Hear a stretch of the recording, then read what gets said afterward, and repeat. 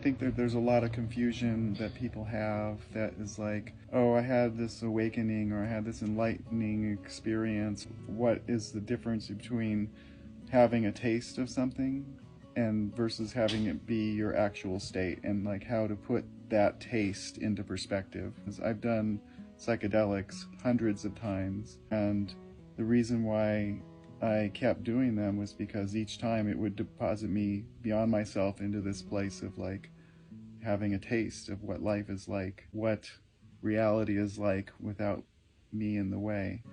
And I pursued that path vigorously because I thought like, well, if I could keep getting those tastes, then it will eventually wear me away and I'll be able to live in those tastes.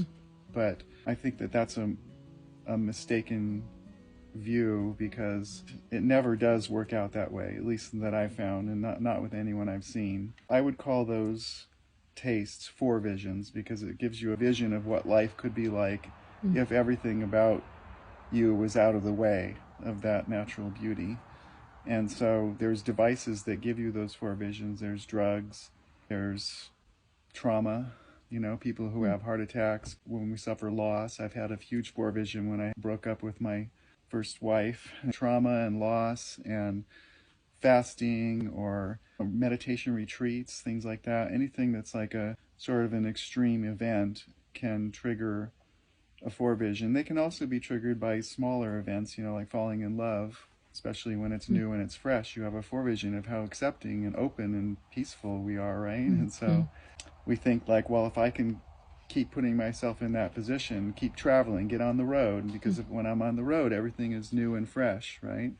But when I'm home, things start to get back into my old self. Well, we can't just keep continuing to live on the road, and we can't keep finding new loves, and we can't keep taking drugs. We can trying to alter our states through meditative practices and expect that that's going to deliver us to the other side.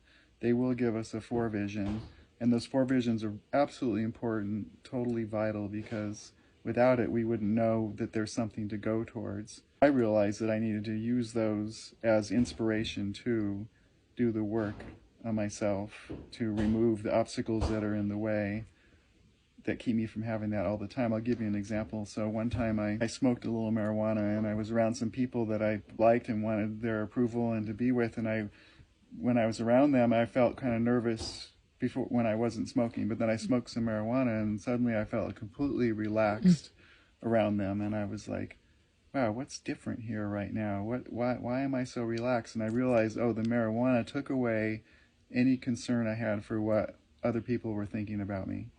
And with that one obstacle gone, complete relaxation, complete openness and surrender and sweetness. And so I can't keep smoking marijuana 24 hours a day because it would stop working. But what I can do is notice that obstacle of worrying about what other people think about me is what's stopping me from having that be a permanent part of my state. So get a taste, have a fore-vision, and then get to work on what's in the way of living that.